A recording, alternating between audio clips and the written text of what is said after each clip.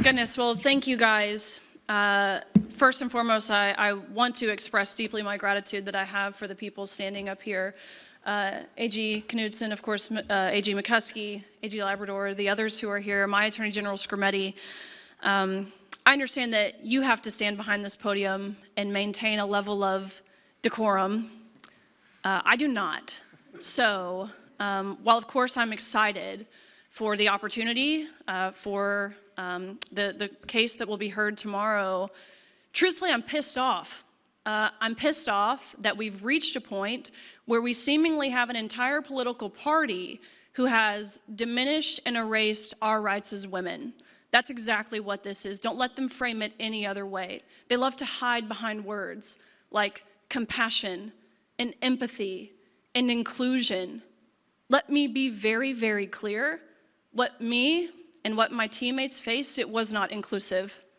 It was exclusive, because we as women were excluded from participating, from competing, from calling ourselves champions, because we were sent the message, and there's lots of fingers to point. I mentioned the Democratic Party.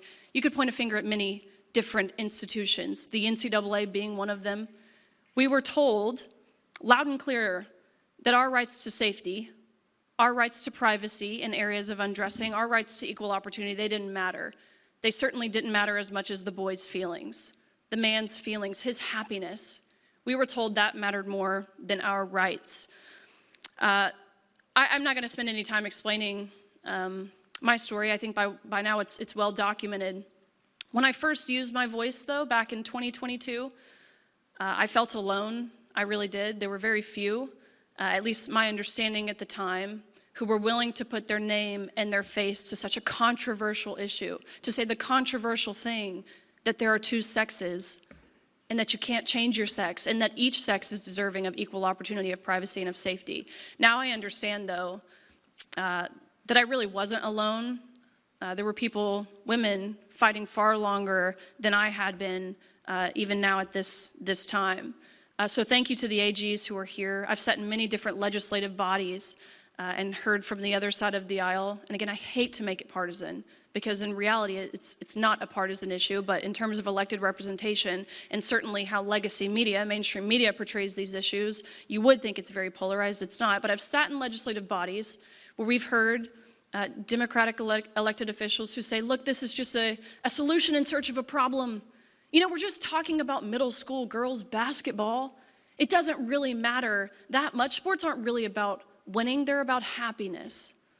That's what I've heard. Thank you guys for being willing to push back on that and to defend the rights of myself, my teammates, and girls across the country. Understand tomorrow, the cases that are being heard, it's not to determine if states must pass some sort of fairness in women's sports law. It's to determine if they even can. We are fighting for the bare minimum here. The bare minimum. Can we as women call ourselves champions? Can we allow ourselves to be vulnerable in an intimate area of undressing, such as a locker room, without having to fear a man walking into that space? Can we do those things? I surely hope, I'm very optimistic, that we will see a favorable ruling here. What I do know is public opinion isn't on their side, the other side, those who support the discrimination of women. Science isn't on their side. What happened to follow the science, by the way? They seemed to live by that mantra a few years ago, not anymore. Even though the Washington Post, hell must have frozen over. They put out an editorial piece today saying that exact same thing. Last thing here, I mentioned feeling alone a few years ago. I feel so validated in the stand that I took.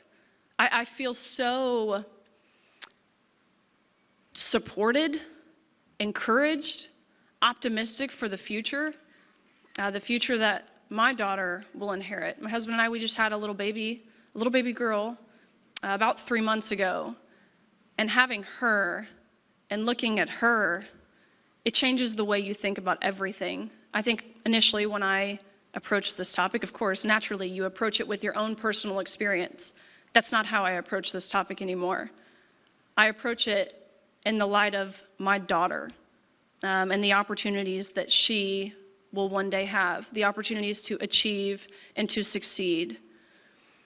We're in this time, like I said, where this issue has become one that has been painted to be divisive. Last thing I'll say is if our leaders cannot find it within themselves to protect women, all while claiming to be the party of and for women, then it's time we elect new leaders. Appreciate you guys, excited for tomorrow and to stand in lockstep with you all. So thank you.